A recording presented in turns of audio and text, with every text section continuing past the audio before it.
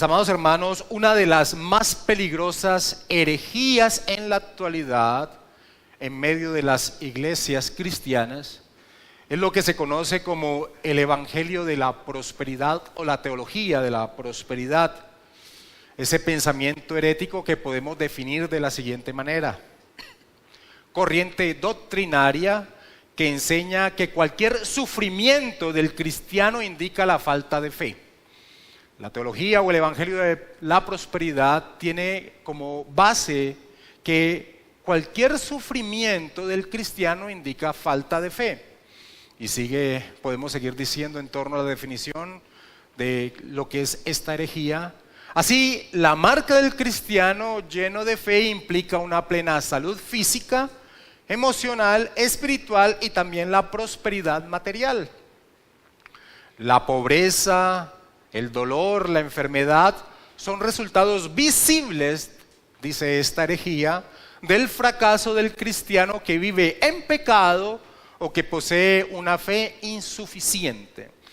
Así podemos definir lo que es esta peligrosa herejía que al día de hoy se cierne sobre una gran cantidad de iglesias que se hacen llamar cristianas. Muchos dicen ser cristianos porque asumen que este tipo de enseñanza es bíblica y anhelan dicho tipo de vida. Pues este tipo de doctrina la anhela cualquier muerto espiritual. Y muchos creen ser cristianos porque anhelan este tipo de enseñanza de que sea una realidad. Ahora, la verdad es que esta enseñanza no se encuentra en ninguna parte de la Escritura. Y lo que ha sucedido es que muchos falsos maestros hablan al corazón pecaminoso del hombre ofreciéndoles lo que ellos quieren oír, como el apóstol Pablo ya había advertido en una de sus epístolas. Escribiéndole la segunda carta a Timoteo, él dice: porque vendrá tiempo, después de exhortar a Timoteo a que predique la palabra, Pablo da la razón, dice: porque vendrá tiempo cuando no soportarán la sana doctrina, sino que teniendo comezón de oír, se amontonarán maestros conforme a sus propias concupiscencias y apartarán la verdad de la verdad, el oído, y se volverán a las fábulas. Ahora, esta realidad que el apóstol Pablo advertía ha venido sucediendo en toda la historia de la iglesia con diferentes posiciones heréticas, pero podemos decir que al día de hoy una de las más peligrosas es esta falsa teología o evangelio de la prosperidad. Ahora, muchos asociando este tipo de enseñanzas fantasiosas del que el cristiano todo lo puede, todo lo tiene y que nada malo le pasa, viven bajo esa fantasía durante un tiempo. Pero cuando llega la aflicción, las tribulaciones, la enfermedad, la escasez, o se alejan pensando que la fe cristiana es una falsedad, o sufren internamente y en silencio, tratando de ocultar su aflicción para no ser tildados de faltos de fe o de que hay un pecado oculto en sus vidas. Y eso es lo que terriblemente acontece, porque como es una fantasía, las fantasías, el tiempo saca a la luz lo que son. El problema surge por el desconocimiento de las Escrituras, pues como ya lo expresé, en ninguna parte de las Escrituras se enseña tal cosa de que el cristiano todo lo puede, todo lo tiene y que nada malo le pasa. Por el contrario, el peregrinaje cristiano hacia su patria celestial tiene dos verdades las cuales debe tener siempre presente. La primera, que el cristiano camina hacia su herencia. El cristiano en este peregrinaje camina hacia su herencia. Y la segunda es que ese camino está asfaltado por el sufrimiento. Esa es la verdad que enseña la Escritura. Y es por esa razón que he titulado el mensaje de esta mañana: la perspectiva de la vida cristiana en un solo versículo.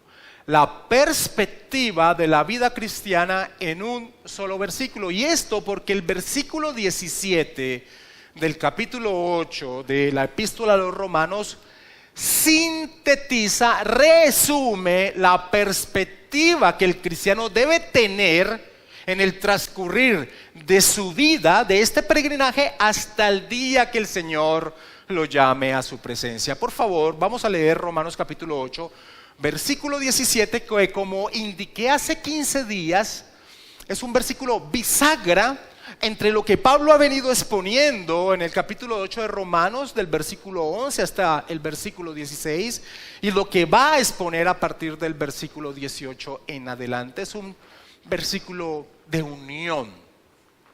Pablo dice en Romanos capítulo 8, versículo 17, y si hijos, que es lo que vimos hace 15 días, que el apóstol Pablo expone de el testimonio que da el Espíritu Santo, dice, y si hijos, también herederos, herederos de Dios y coherederos con Cristo, si es que padecemos juntamente con Él, para que juntamente con Él seamos glorificados. John Piper llama a este versículo la espectacular y aterradora promesa. La espectacular porque somos herederos, pero espantosa porque nuestro camino tiene como una de sus características el sufrimiento. Y en el estudio que hemos venido realizando del capítulo 8 de Romanos, que podemos llamar la vida bajo el poder del Espíritu Santo, hemos visto que su acción, la acción del Espíritu Santo en nuestro ser produce convicción de nuestra salvación. El Espíritu Santo produce dentro de nuestro ser el poder de mortificar nuestra naturaleza pecaminosa. El Espíritu Santo da testimonio de que somos hijos de Dios. Pero en torno a ese último punto, el testimonio de que somos hijos de Dios, el apóstol Pablo ahora trae una implicación en torno a ser hijos de Dios. Y es que somos herederos. El apóstol Pablo inicia el versículo 17 diciendo, y si hijos, también herederos. Y lo primero que nos enseña el hecho de que somos herederos es que nuestras riquezas, nuestro tesoro, nuestra gloria no se encuentran aquí en este mundo caído y temporal. Si la Escritura nos enseña, y es lo que Pablo enfatiza por el hecho de ser hijos, es que somos herederos, lo que implícitamente entendemos es que nuestra gloria no se encuentra aquí en este peregrinaje. Caminamos hacia esa herencia. Caminamos con la vista levantada hacia lo que está por llegar.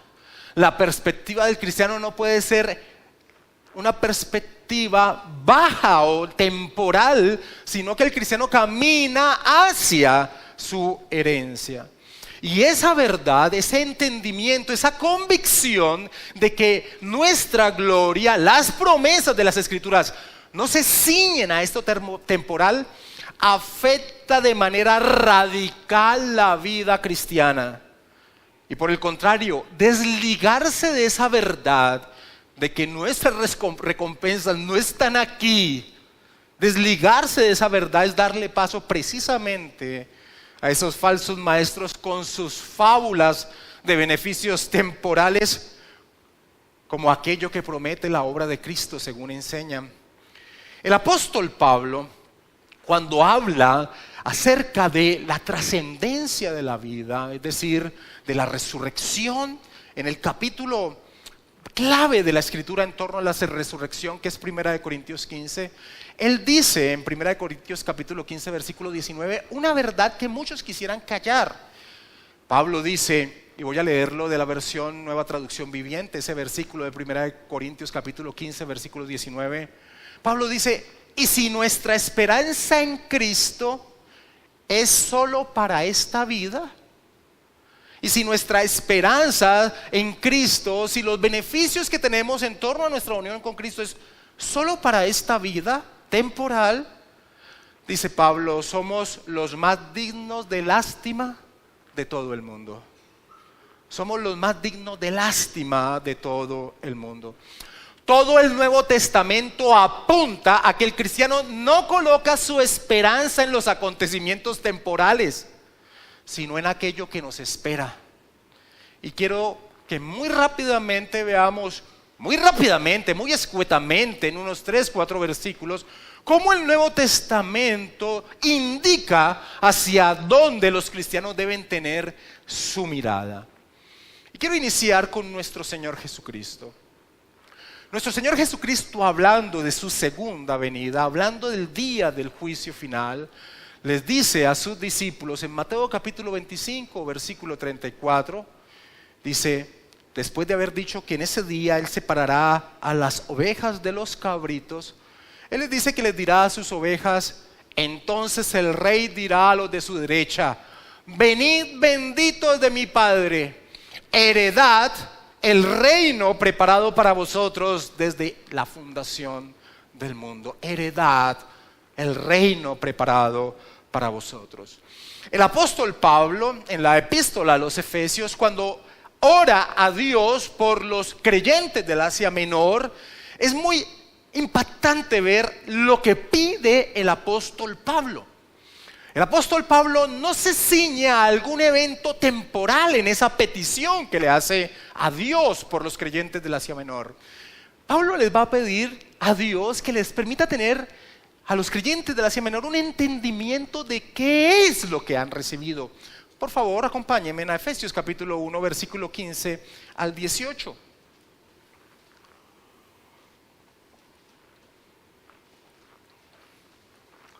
El apóstol Pablo dice, por esta causa también yo, habiendo oído de vuestra fe en el Señor Jesús y de vuestro amor para con todos los santos, no ceso de dar gracias por vosotros, haciendo memoria de vosotros en mis oraciones, para que el Dios de nuestro Señor Jesucristo, el Padre de gloria, os dé espíritu de sabiduría y de revelación en el conocimiento de Él, alumbrando los ojos de vuestro entendimiento, para que sepáis cuál es la esperanza a la que Él os ha llamado y cuál es la riqueza de la gloria de su herencia en los santos.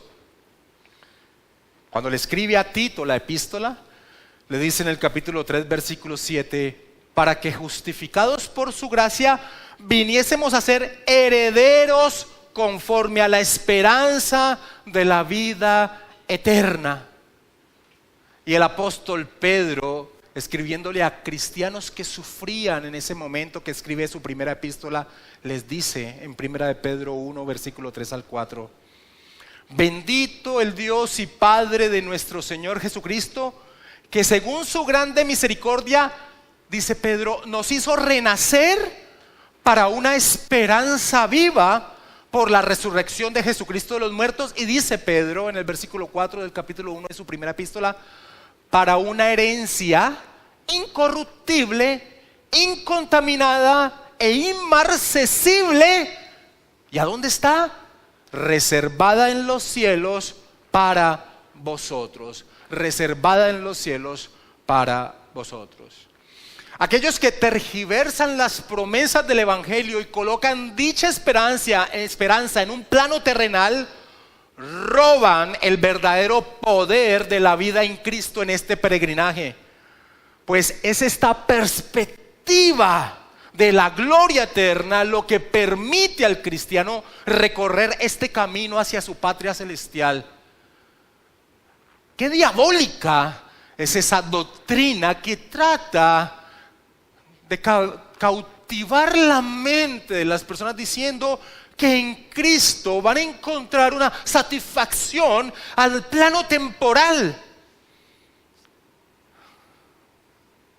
Lo que hacen es rebajar el poder que tiene la verdad del Evangelio. Muchos viviendo la vida fantasiosa de un poder místico que no existe y que esperan tener en este peregrinaje un poder para lograr los deseos de su corazón, terminarán desviados, alejándose y regresando a absorberse el mundo, pues el tiempo les dirá que su fantasía no era sino eso, sueños de grandeza.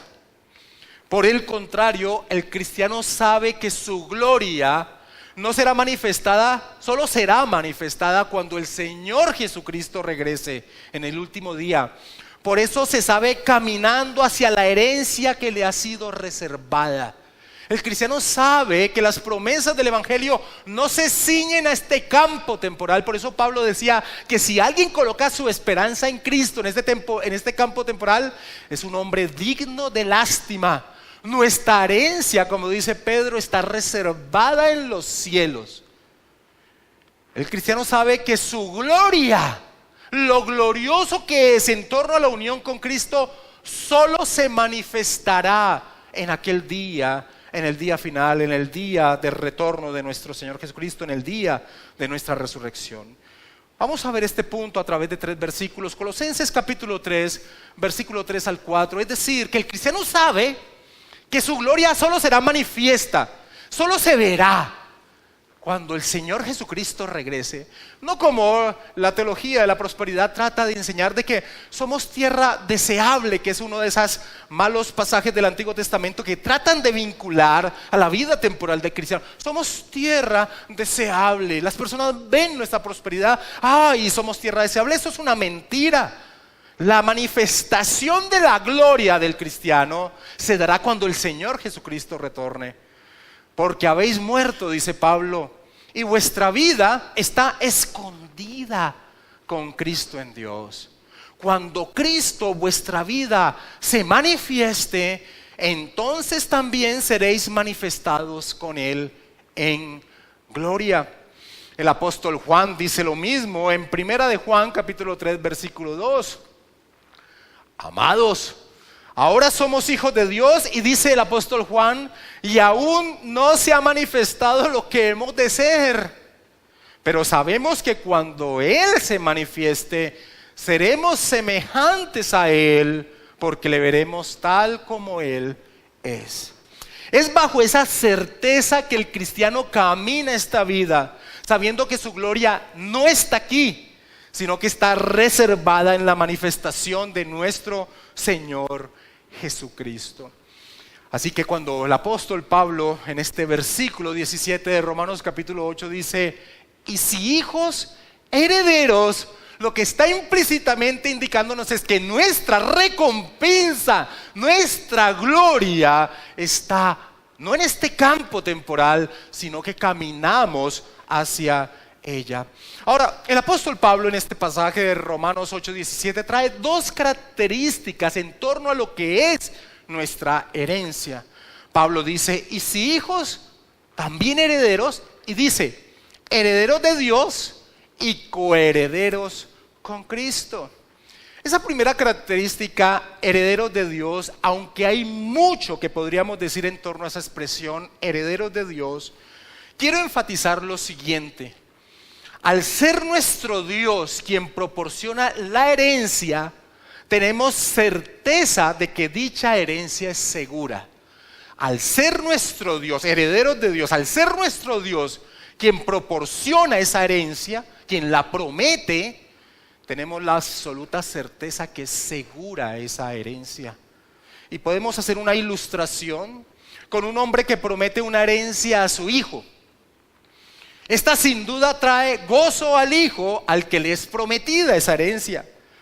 Pero siempre estará la incertidumbre, pues el hombre es voluble, cambiante, y pudiera ser que este hombre con el paso del tiempo perdiese aquello que deseaba heredar a su hijo, o que con el tiempo cambiase de parecer y no quisiera ya realizarlo. Ese es el hombre.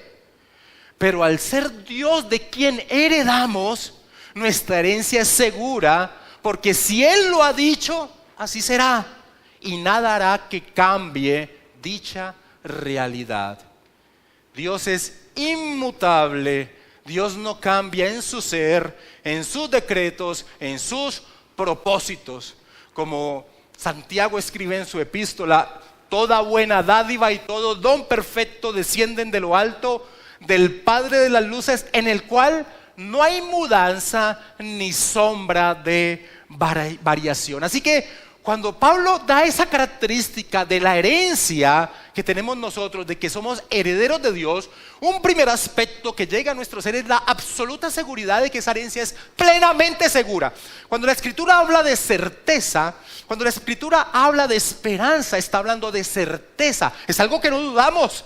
Y en torno a aquello que vamos a recibir no lo dudamos. Y lo primero por lo que no dudamos es que el que está prometiendo la herencia es Dios y Él no cambia. Si Él lo ha prometido, así será.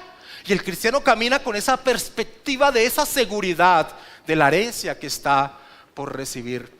Y esto lo indica Pablo cuando le escribe a Tito su epístola.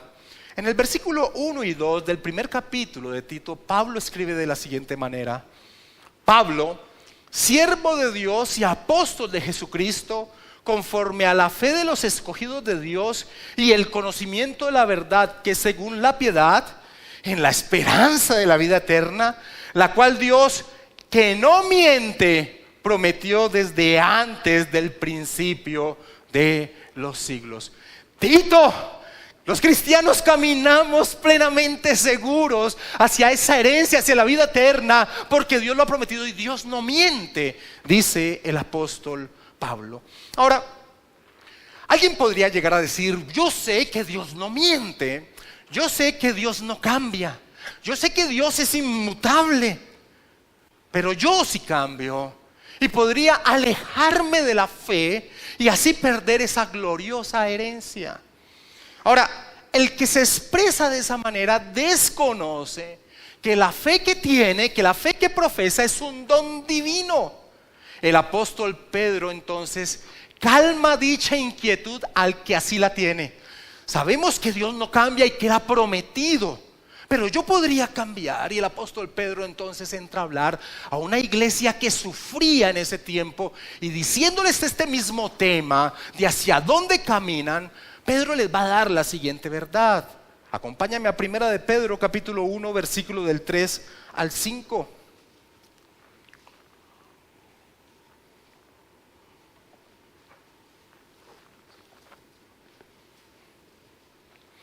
Bendito el Dios y Padre de nuestro Señor Jesucristo, que según su grande misericordia nos hizo renacer para una esperanza viva por la resurrección de Jesucristo de los muertos, para una herencia incorruptible, incontaminada e inmarcesible, reservada en los cielos para vosotros, que sois guardados, protegidos por el poder de Dios mediante la fe, para alcanzar la salvación que está preparada para ser manifestada en el tiempo postrero. Así que si alguien podría llegar a preguntarse: yo sé que Dios no cambia, pero yo sí cambio, yo podría llegar a alejarme de la fe. Pedro responde que Dios nos guarda, nos da la fe para mantenernos firmes hasta alcanzar esa bendita herencia. Y eso es el aspecto que tiene en torno a ser herederos de Dios. Pero hay otra característica, y es que somos coherederos con Cristo, dice el apóstol Pablo.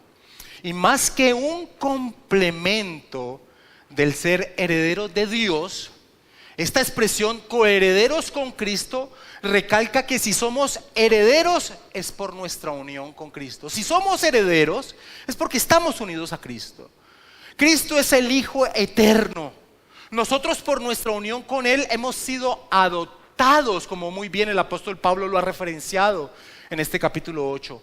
Él por su naturaleza es Hijo, es de la esencia del Padre, es Dios mismo. Nosotros participamos de la naturaleza divina por la presencia del Espíritu Santo, quien nos une al Hijo.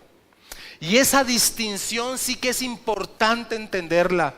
Esa distinción de que el apóstol Pablo dice: ustedes son herederos de Dios y coherederos con Cristo.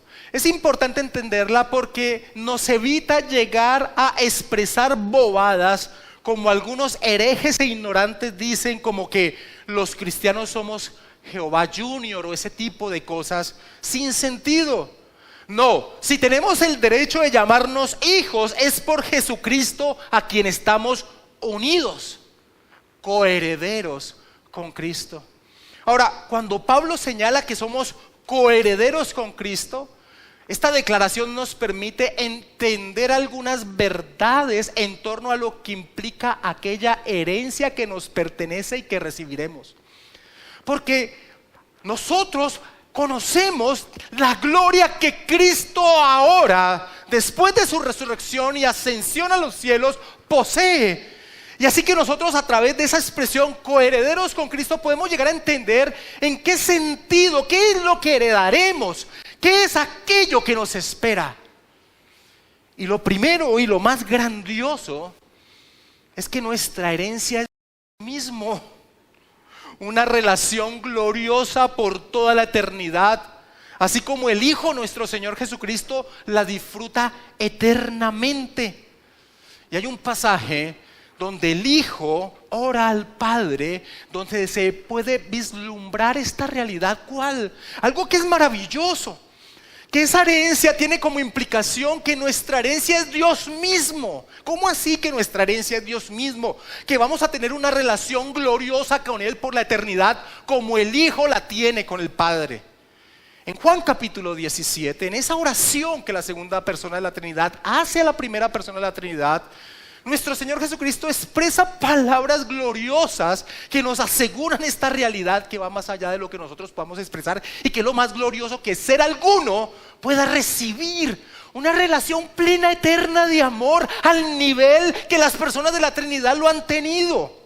Eso es brutal. En Juan capítulo 17, en esa oración, en el versículo 5, nuestro Señor Jesucristo, orando al Padre, dice: ahora pues, Padre, glorifícame tú al lado tuyo con aquella gloria que tuve contigo antes que el mundo fuese. Una gloriosa relación de amor eterna. Pero mira lo que dice en el versículo 22, y que nos involucra a los que estamos unidos a Él, a sus discípulos, en torno a esa relación gloriosa, eterna que ha tenido la Trinidad. El Señor Jesucristo dice: la gloria que me diste, yo les he dado para que sean uno, así como nosotros somos uno. Yo en ellos y tú en mí, para que sean perfectos en unidad, para que el mundo conozca que tú me enviaste y que los has amado a ellos como también a mí me has amado. Esto es glorioso, glorioso, inentendible. ¿Cómo alguien puede rebajar las promesas del Evangelio a algo tan terrenal como posesiones, como salud, como bienestar, cuando está rebajando la gloria de que Dios es nuestra propia herencia, de que tenemos una promesa de una relación perfecta en amor y unidad, en aquello que caminamos por recibir nuestra herencia? Seremos participantes de la revelación divina eterna. ¿Existirá una promesa más preciosa y valiosa? No. David expresaba en el Salmo 16 lo siguiente: Señor, eso está en el versículo 5 y 6 del Salmo 16. Señor, solo tú eres mi herencia, decía David. Tú eres mi copa de bendición. Tú proteges lo que me pertenece. La tierra que me has dado es agradable. Qué maravillosa herencia, qué maravillosa herencia. Tú eres mi herencia, dice David. Asaf, en el Salmo 73, después de batallar con su ser pecaminoso en torno a la prosperidad del impío, termina diciendo: ¿a quién tengo yo en los cielos sino a ti? Y fuera de ti nada deseo en la tierra. Mi carne y mi corazón pueden desfallecer, pero Dios es la fortaleza de mi corazón y mi porción para siempre. Y mi porción para siempre. Y en la visión que tiene Juan, que nos narra en el Apocalipsis, Juan muestra en esa visión, ve en esa visión, esa relación perfecta de Dios unido a su pueblo.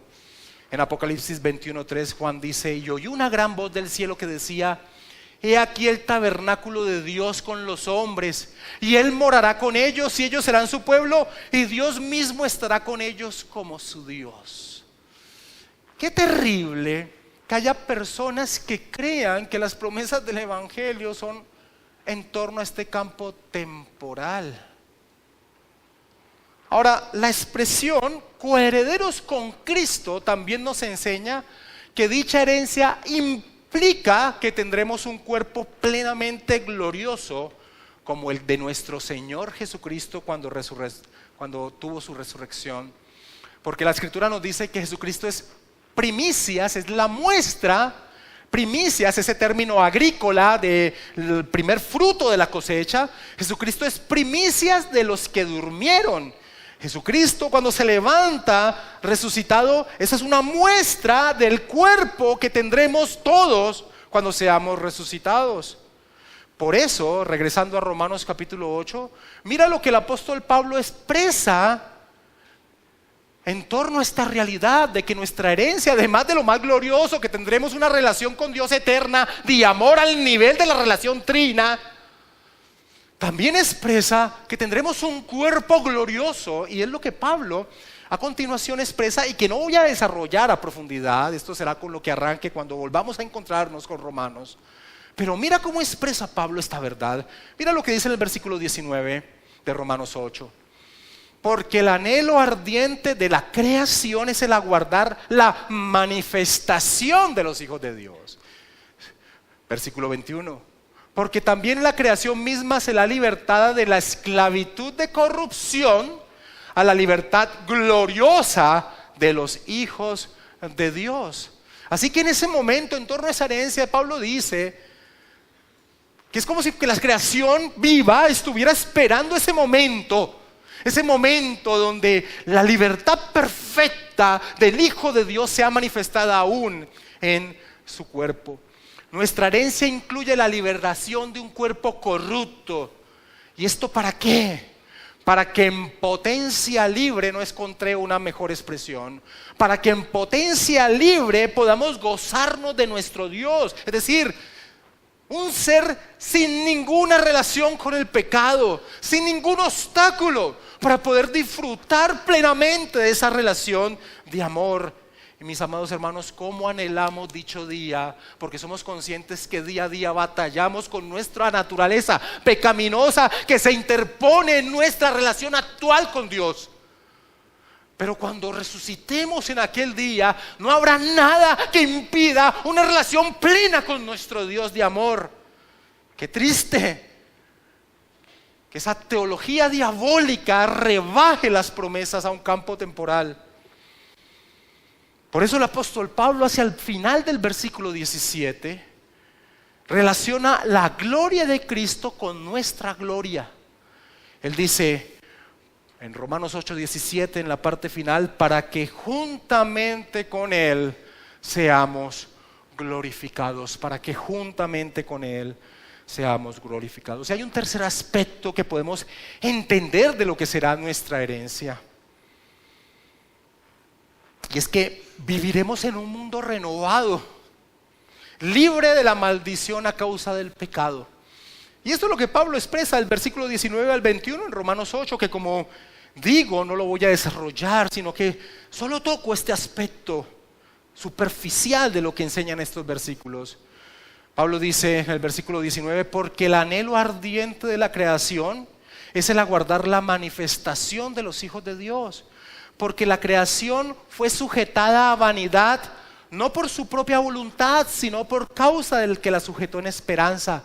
Porque también la creación misma será libertada de la esclavitud de corrupción a la libertad gloriosa de los hijos de Dios. Así que viviremos en una tierra maravillosa, perfecta, libre de la maldición que recibió por la caída del hombre. Así que nuestra herencia es espectacular, es maravillosa. ¿Cómo puede ser rebajada al campo temporal en este momento?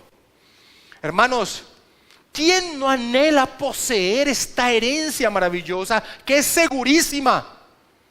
Y ese es el punto de mirada, esa ha de ser nuestra perspectiva en el transcurrir de nuestro peregrinaje. Hermanos, ¿no es nuestra herencia más valiosa que todo el oro del mundo, que todas las posesiones, que toda la salud que hoy podamos gozar? Sin lugar a dudas, sí. El mal llamado evangelio de la prosperidad lo que hace es rebajar en un grado atroz la verdadera riqueza que posee el que está unido a Cristo. Dicha enseñanza lo que ha hecho es reunir a una cantidad de muertos en medio de unos lugares que se le da el nombre de iglesia cristiana, los cuales siguen al ídolo que motive sus vidas. Un muerto espiritual en torno a una promesa de riquezas, de no enfermedad, de triunfo. Un muerto espiritual responde a ese llamado, pero esa no es la verdad que surge del Evangelio. El Evangelio levanta la mirada del creyente en este peregrinaje hacia lo eterno, hacia la herencia que está por llegar, y el creyente anhela y camina de esa manera. Ahora, amados hermanos, como ya lo expresé, el peregrinaje del cristiano hacia su patria celestial tiene una segunda verdad, y es que este camino está asfaltado por el sufrimiento. Una vez más, Romanos capítulo 8, versículo 17. Y si hijos, también herederos, herederos de Dios y coherederos con Cristo, si es que padecemos juntamente con Él, para que juntamente con Él seamos glorificados. Ahora, una indicación que hay que hacer acá, o más bien un mal entendimiento de lo que Pablo está haciendo aquí, es el sí que aparece en el si es que padecemos juntamente con Él. Aquí no hay una condición en torno a recibir la herencia, como si algo tuviese que hacer el cristiano para recibirla. Ese sí es un indicador de que el cristiano, sin lugar a dudas, va a padecer con Cristo. La Biblia textual lo traduce de una mejor manera. Esa parte que de Reina Valera la traduce, si es que padecemos juntamente con Él, que pareciera indicar una condición, la Biblia textual lo traduce de una mejor manera. Dice, ya que juntamente padecemos para que juntamente seamos glorificados. No es un condicional, porque no existe un cristiano que en alguna medida no sufra con su Señor. No es un condicional, y así no se debe entender. Y eso es lo primero que hay que decir en torno a este camino asfaltado por el sufrimiento. Es una indicación. Pablo está diciendo, nosotros padecemos con Cristo. Nosotros padecemos con Cristo. No hay cristiano que en alguna medida no padezca por su fe. No existe, no hay posibilidad. Si tú te ves a ti mismo y dices, pero yo no veo nada, quiero decir que hay una gran indicación que tú no estás dando testimonio de tu fe o no eres un cristiano. Así como se nos da el derecho de ser llamados hijos de Dios porque estamos unidos a Cristo, también recibimos lo que el Señor Jesucristo recibió de este mundo caído: rechazo, aborrecimiento y desprecio. Acompáñame a Juan capítulo 15, versículo 18.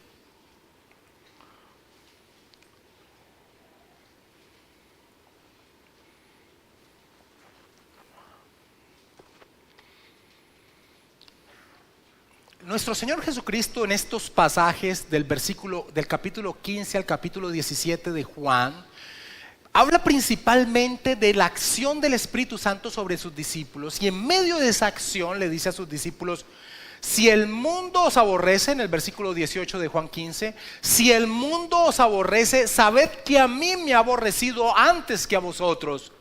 Si fuerais del mundo, el mundo amaría lo suyo, pero porque no sois del mundo, antes yo os elegí del mundo, por eso el mundo os aborrece. Acordaos de las palabras que yo os he dicho: el siervo no es mayor que su señor. Si a mí me han perseguido, también a vosotros os perseguirán. Mis amados hermanos, el propósito de nuestra lección, el propósito de nuestra salvación es que nos conformemos, que seamos transformados a la imagen de nuestro Señor Jesucristo. Es decir, que seamos cada vez más, con mayor potencia, con un carácter santo. Ese es el propósito de nuestra lección. Y cada vez que el cristiano se va transformando en un carácter santo, más repudiado es por aquellos que conviven con él.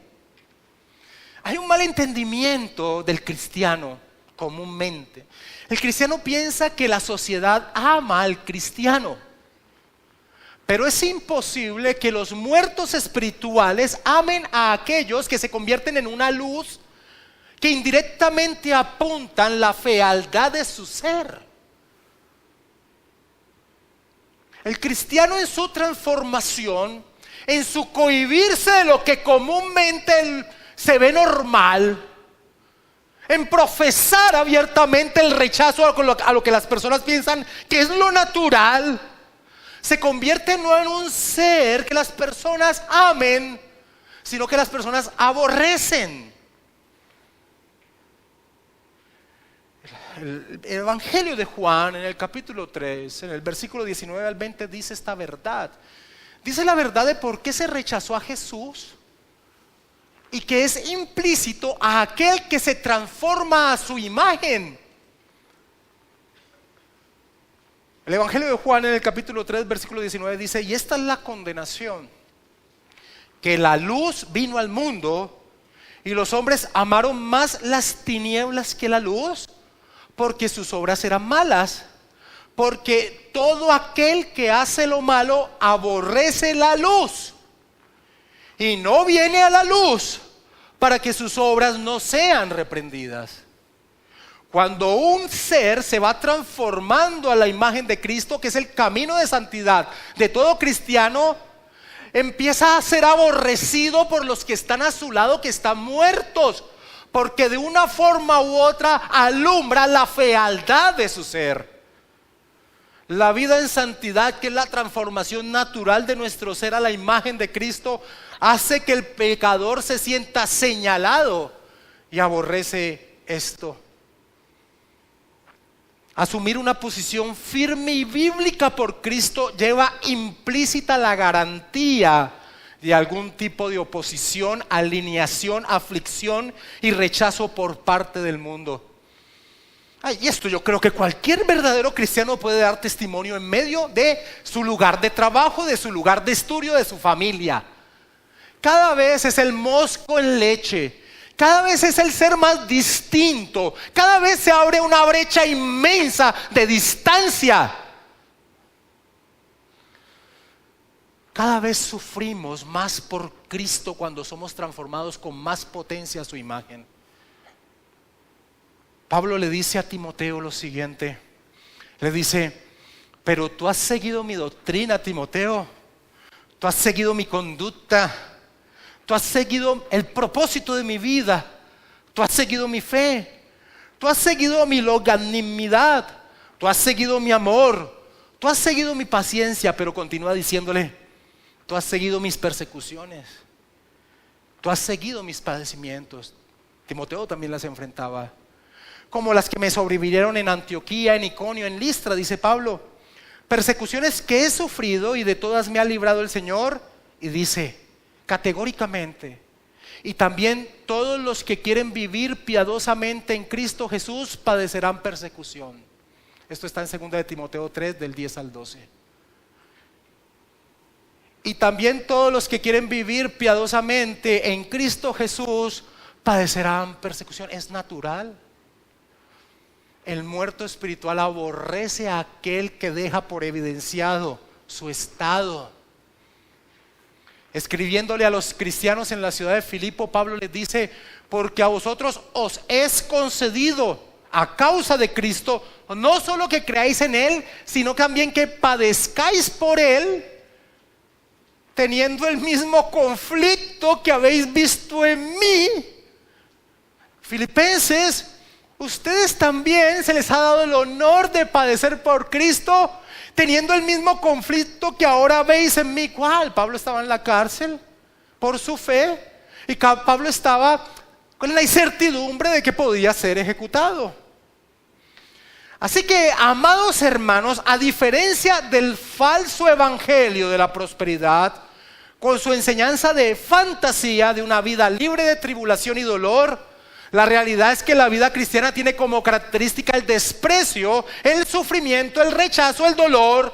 Y esto no debería ser una sorpresa para nadie, porque nuestras recompensas, nuestra herencia no está aquí. Nuestra herencia está en los cielos, reservada para nosotros. El cristiano que no tenga esa perspectiva no podrá caminar la vida cristiana. No puede ser una sorpresa. Acompáñenme a Primera de Pedro, capítulo 4, versículo 12. No puede ser una sorpresa el sufrimiento en la vida cristiana. No puede ser. Es lo natural, es lo normal. Si tú te estás transformando a la imagen del Santo Hijo de Dios en medio de un mundo caído, cada vez más depravado. No puede ser sorpresa. Pedro, escribiéndole a cristianos que sufrían persecución en ese momento, les dice en 1 de Pedro 4:12: amados, no os sorprendáis del fuego de prueba que os ha sobrevenido, como si alguna cosa extraña os aconteciese. Amados hermanos, por el contrario, no pierdan todavía ese pasaje de 1 de Pedro 4. Amados hermanos, por el contrario, si alguien está sufriendo a causa de que vive cada vez más en pos de un carácter santo, si sufre desprecio, rechazo, dolor, si sufre por causa de que proclama a Cristo con su vida, si es despreciado por ello, en vez de cuestionarse esto, tenga presente que esto que recibe es una muestra más de la realidad de su fe, de que sin duda su salvación es segura. Recuerden que el propósito de todo el capítulo 8 de Romanos es darle al cristiano la seguridad de su salvación. Por eso Pedro sigue diciendo en 1 de Pedro capítulo 4, en el versículo siguiente, versículo 13. Voy a leer otra vez desde el versículo 12 y sigo con el versículo 13. Amados, no os sorprendáis del fuego de prueba que os ha sobrevenido, como si alguna cosa extraña os aconteciese, sino gozaos por cuanto sois participantes de los padecimientos de Cristo, para que también en la revelación de su gloria os gocéis con gran alegría. Si sois vituperados por el nombre de Cristo, sois bienaventurados, dichosos, porque el glorioso Espíritu de Dios reposa en vosotros. Ciertamente de parte de ellos Cristo es blasfemado, pero por vosotros es glorificado. Así que ninguno de vosotros padezca como homicida o ladrón o malhechor o por entremeterse en lo ajeno. No, si tú sufres por el pecado no te glorifiques, pero si alguno padece como cristiano, no se avergüence, por el contrario, glorifique a Dios por ello, dice Pedro. ¿Por qué? Porque si tú estás padeciendo como cristiano, es una muestra perfecta, maravillosa de que el Espíritu Santo vive en ti, que estás dando testimonio de Cristo.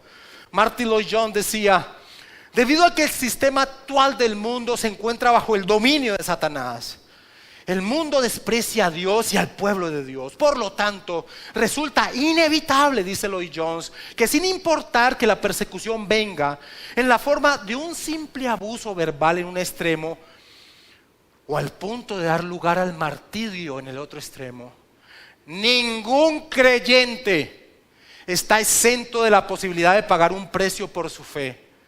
Cuando padecemos burlas, escarnio, menosprecio o cualquier otra forma de persecución a causa de nuestra relación con Jesucristo, podemos tomar esa aflicción sin importar su magnitud como una prueba divina, dice Lloyd-Jones, de que verdaderamente pertenecemos a Cristo y que nuestra esperanza de gloria celestial no es en vano, porque al final vamos a ser glorificados con Él. La pregunta que surge siempre que hablamos del sufrimiento como algo natural en la vida cristiana es: ¿será posible gozarse en medio del sufrimiento? Y la respuesta es sí, sin dudas. Los apóstoles nos enseñan que así es. Después de haber sido azotados con varas por el concilio de Jerusalén, por predicar el nombre de Cristo, nos dice Hechos capítulo 5 del versículo 40 en adelante. Después de azotarlos, les intimaron que no hablasen en el nombre de Jesús y los pusieron en libertad. Y dice Lucas: y ellos salieron de la presencia del concilio gozosos de haber sido tenidos por dignos de padecer afrenta por causa del nombre de Cristo. Y todos los días en el templo y por las casas no cesaban de enseñar y de predicar a Jesucristo. Amados hermanos, si no has recibido desprecio, si no has sufrido rechazo, si no has experimentado esa dignidad de padecer afrenta por causa del nombre de Cristo, es muy seguramente porque no estás compartiendo tu fe. Es sin lugar a dudas porque estás cometiendo un pecado de callarte, avergonzándote de aquel que te salvó. Dice William Hendrickson: el sufrir como creyente asume muchas formas. No significa que nuestra experiencia deba ser como la de los mártires de la historia de la iglesia. Hoy en día un creyente podría perder su trabajo por rehusar a cumplir tareas innecesarias en el día del Señor, porque dice no cuando se le tienta a participar en algún negocio sucio, o llega a la decisión de no contraer matrimonio con un incrédulo, o insiste en honrar la palabra de Dios en el salón de clases. ¿Cuántos no han sido expulsados de sus posiciones en las escuelas, en la iglesia o en el gobierno por la posición que sustentaban respecto a la verdad? Es algo que consuela y fortalece saber que todos los que comparten los sufrimientos de Cristo oirán finalmente de sus labios: bien hecho, buen siervo y fiel, en lo poco has sido fiel, en lo mucho te pondré, entra en el gozo de tu Señor, dice Hendrickson. Ahora, amados hermanos, hay varios exégetas bíblicos que señalan que el padecimiento del cristiano también incluye vivir en un mundo caído. Sabemos que principalmente este pasaje y la escritura indica aquel que padece por predicar, por dar testimonio de Cristo. Pero tampoco podemos desconocer que el padecimiento del cristiano también involucra el vivir en un mundo caído, donde la injusticia, la enfermedad, las tragedias, la dificultad económica, la muerte llegan y tocan la vida. Amado hermano, si tú no estás sufriendo en este instante, te aseguro que la tribulación llegará, te lo aseguro. Si no estás sufriendo en este momento las consecuencias de vivir en un mundo caído, yo te aseguro, fírmalo, que la tribulación está pronta tal vez a llegar. Y dicho dolor, mis amados hermanos, y esto es lo que tiene que quedar en nuestro ser en torno a esos momentos en que vivimos dolor por vivir en un mundo caído, cuando llega la enfermedad, cuando llega la escasez económica, ese tipo de situaciones por vivir en un mundo caído. Amados hermanos, debemos entender que esto no se sale de las manos del Dios providente. No se sale de las manos del Dios providente. Dios tiene un propósito del dolor que llega a ti, cristiano, por vivir en un mundo caído. No estoy ya hablando, y enfatizo, de lo natural que es recibir tribulación por dar testimonio de Cristo. Ahora me centro en el dolor que llega por vivir en un mundo caído. Esa enfermedad que no esperabas y que ya limita el tiempo de tu vida acá. Esa enfermedad de un familiar. Ese quedarte sin empleo. Tantas situaciones, eso no se sale de las manos del Dios providente. Y tiene un propósito. Así como Pablo dice ahora más adelante en este mismo capítulo: porque sabemos que todas las cosas nos ayudan para bien conforme al propósito de aquel que nos llamó. Tiene un propósito. Y ese propósito es que el dolor nos recuerda a los cristianos que esta no es nuestra patria. El dolor nos hace colocar la mirada en la perspectiva correcta. Nosotros tenemos un corazón pecaminoso y a veces la vida trae buenos momentos y nuestra mirada empieza a bajarse de lo eterno a lo temporal.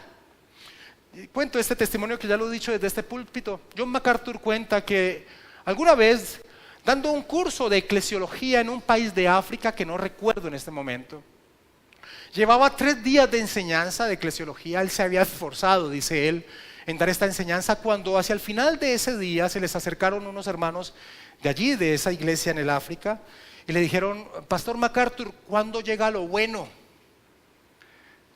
¿Cuándo llega lo bueno en la enseñanza? MacArthur se sintió confrontado porque él había dado todo de sí en torno a lo que estaba enseñando, y le preguntó: ¿cómo así lo bueno? Sí, ¿cuándo llega la promesa de la eternidad en su enseñanza? ¿Qué quiere? Y que MacArthur, que sacaba de enseñanza como esto, aquellos países donde el cristiano sufre, sufre persecución, sufre la aflicción, sufre diferentes circunstancias difíciles, económicas, de salud, la perspectiva está colocada en el lugar correcto, no en lo temporal, en lo eterno, en lo bueno, como ellos lo llamaban. Amados hermanos, muchos cristianos tienen temor a dejar este mundo. Es increíble que hay cristianos que le tienen pánico a la muerte. Es increíble. Es increíble. Muchos cristianos tienen temor de dejar este mundo porque han almacenado sus tesoros en la tierra y no en el cielo. Se cuenta que un conocido predicador del siglo XVIII recorría una amplia propiedad con el orgulloso dueño de la plantación. Cabalgaron durante horas y solo vieron una parte de la propiedad de este hombre. Al final del día se sentaron a cenar y el dueño de la plantación le preguntó ansioso al predicador: bueno, señor, ¿qué le parece? Y el predicador sabiamente le contestó: me parece que le va a costar dejar todo esto. Mis amados hermanos, aquel que vive en pos de lo temporal, aquel que vive haciendo tesoros en la tierra, no se sorprenda cuando la tribulación lo desespere, porque su corazón siempre ha estado a este nivel temporal. El dolor, la tribulación nos recuerda que esta no es nuestra patria definitiva. John Piper comenta: si no hubiera aflicciones y dificultades, problemas y dolores, nuestros corazones caídos de la gracia se enamorarían de las comodidades, los placeres, la seguridad financiera de este mundo, en lugar de enamorarse profundamente de la herencia que tenemos más allá de este mundo, es decir, Dios mismo.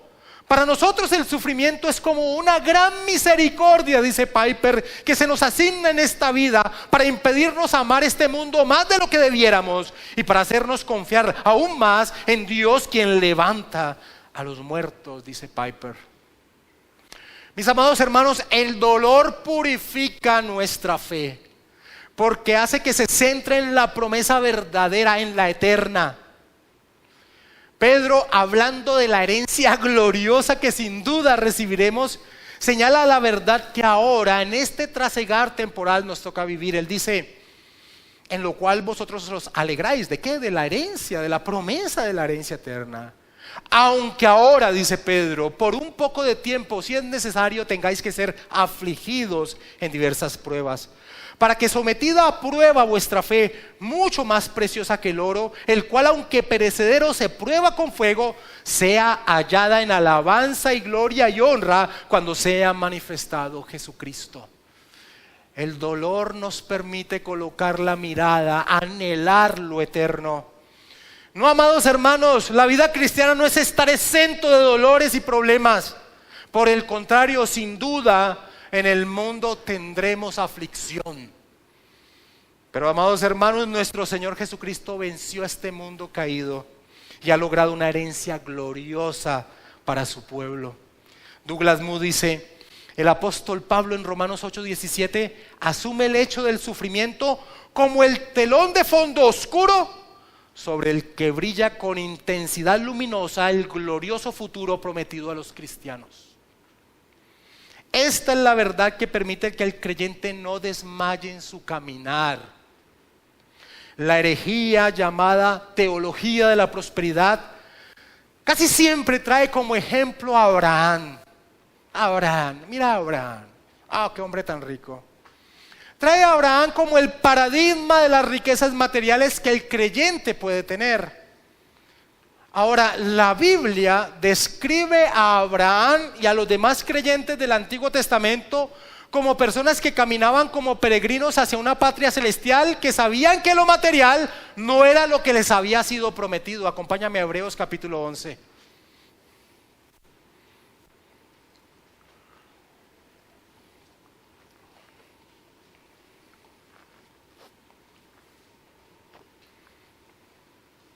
Hablando de los creyentes del Antiguo Testamento, en las Biblias de nosotros aparece muchas veces con el título de héroes de la fe, algo así. En Hebreos 11:13 se da el resumen de estos personajes. Dice, conforme a la fe murieron todos estos, ¿sin qué? Sin haber recibido lo prometido, sino mirándolo de lejos y creyéndolo y saludándolo y confesando que eran extranjeros y peregrinos sobre la tierra. Y el versículo 24 y 26 trae de ejemplo a Moisés. Moisés era el príncipe de Egipto, el hijo de la hija de Faraón. Los deleites, el poder lo tenía. Algo temporal, algo de la teología de la prosperidad. Moisés rechazó la teología de la prosperidad. Lo rechazó por el verdadero evangelio, versículo 24 al 26. Por la fe Moisés, hecho ya grande, rehusó llamarse hijo de la hija de Faraón, escogiendo antes ser maltratado con el pueblo de Dios que gozar de los deleites temporales del pecado, teniendo por mayores riquezas el vituperio de Cristo que los tesoros de los egipcios. ¿Por qué? ¿Por qué Moisés pudo vivir de esta manera? Porque tenía puesta la mirada ¿en qué? En el galardón. Sufrir anhelando nuestra herencia es el caminar del creyente de todos los tiempos. Y quiero traer el testimonio, para ir cerrando, de uno de los mártires de la iglesia en el siglo I y II. Cuando la iglesia era perseguida por el Imperio Romano. Una mujer llamada Perpetua y su esclava Felicidad. Estos no son nombres simbólicos, eran los nombres de estas personas. Perpetua y Felicidad. Perpetua, nos cuenta el historiador Justo L. González, Perpetua era una mujer joven de buena posición social que amamantaba aún a su hijo recién nacido. La acompañaban los esclavos Felicidad, Revocato, Saturnino y Secúndolo. Cuando Perpetua y sus compañeros fueron arrestados por su fe, el padre de Perpetua trató de convencerla de que abandonara su fe y salvara así su vida. Ella le respondió que de igual modo que cada cosa tiene su nombre y es inútil tratar de cambiárselo, ella tenía el nombre de cristiana y no podía cambiárselo. Las personas se salvaban de ser ejecutadas solamente presentando una ofrenda al César. Sigue contando Justo L. González, Felicidad, que era la esclava de Perpetua, estaba embarazada.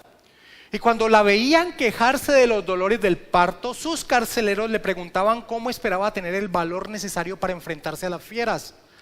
La respuesta de Felicidad fue: ahora mis sufrimientos son solos míos, mas cuando tenga que enfrentarme a las bestias habrá otro que vivirá en mí y sufrirá por mí, puesto que yo estaré sufriendo por él.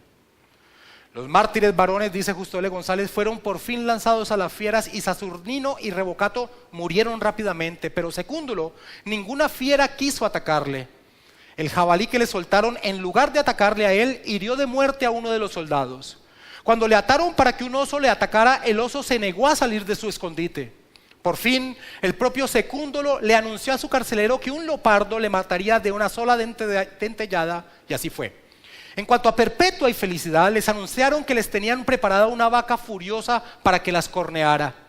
Cuando Perpetua fue corneada y lanzada en lo alto, sencillamente se ciñó más estrechamente su vestido deshecho sobre sus carnes expuestas y pidió que le permitieran recoger su cabellera, porque la cabellera suelta como se le habían dejado era señal de duelo y para ella este era un momento feliz. Luego fue a donde yacía Felicidad, también herida por la vaca, levantó a su compañera y preguntó en voz alta que sorprendió a todos: ¿dónde está la famosa vaca? Por fin, desgarradas y sangrantes, las mártires se unieron en el centro del anfiteatro, donde se despidieron con un beso de paz y se dispusieron a morir a espada. Cuando le tocó el turno a Perpetua, su verdugo temblaba y no acertaba a herirle de muerte, y ella le tomó la mano y se la dirigió para que la hiriera en la garganta. Porque todo lo que es nacido de Dios, dice el apóstol Juan, vence al mundo. Y esta es la victoria que ha vencido al mundo, nuestra fe, dice Juan. ¿Qué hacía que estos hombres y mujeres actuaran así? ¿Qué diferencia con aquel que le da miedo hablar de Cristo porque se van a burlar de él en el trabajo o en el estudio? ¿Qué diferencia con los creyentes que daban su vida por Cristo? ¿Qué hace que estos hombres y mujeres actuaran así? sus miradas estaban puestas en el galardón. Pablo dice: por tanto no desmayamos, antes aunque nuestro hombre exterior se va desgastando, el interior no obstante se renueva de día en día, porque esta leve tribulación momentánea produce en nosotros una cada vez más excelente y eterno peso de gloria, no mirando nosotros las cosas que se ven, sino las que no se ven, pues las cosas que se ven son temporales, pero las que no se ven son eternas. Amados hermanos, la Escritura nos ordena mirar el ejemplo de Jesús de cómo trasegar este peregrinaje. Hebreos capítulo 12, por favor, y ya vamos terminando. La Escritura nos ordena mirar a Jesús y tomar ejemplo de cómo Él caminó este peregrinaje. Por tanto, nosotros también, teniendo en derredor nuestra tan grande nube de testigos, todos los creyentes que nos han antecedido, despojémonos de todo peso y del pecado que nos asedia y corremos con paciencia la carrera que tenemos por delante, puesto los ojos en Jesús, el autor y consumador de la fe, el cual, por el gozo puesto delante de él, sufrió la cruz, menospreciando el oprobio, y se sentó a la diestra del trono de Dios. Una perspectiva correcta. John Newton cuenta una historia inventada. Él decía: supongamos que un hombre viaja a Nueva York porque va a recibir como herencia una propiedad inmensa. Y este hombre, a falta de 1 kilómetro de llegar a esa propiedad, se descompone el carruaje donde iba y le toca caminar ese último kilómetro. Pensaríamos que es un hombre tonto y estúpido si lo viéramos ese último kilómetro caminando, renegando, zapateando y alzando sus manos contra el cielo. Pues de la misma manera es muy estúpido ver a alguien que, entendiendo que esto es algo temporal, frente a lo eterno, frente a lo que nos espera, zapateando y renegando contra Dios por las dificultades que puedan llegar a su vida. Y si hijos, también herederos, herederos de Dios y coherederos con Cristo, si es que padecemos juntamente con Él, para que juntamente con Él seamos glorificados. Amados hermanos, recuerden, estamos de paso. Estamos de paso. Nos vamos siguiendo estas estructuras que dan hasta la venida de nuestro Señor, cuando todo sea renovado. Estamos de paso. Y amados hermanos, con el versículo que iniciaremos la próxima vez que estemos en torno a la carta de Romanos, amados hermanos, recuerden que los sufrimientos del tiempo presente no son comparables con la gloria que en nosotros ha de manifestar. La verdadera traducción del versículo 18 es: los sufrimientos del tiempo presente no son dignos de ser comparados con la gloria que en nosotros ha de manifestarse. La perspectiva colocada donde debe ser, mis amados hermanos. Vamos a orar. Bendito Señor.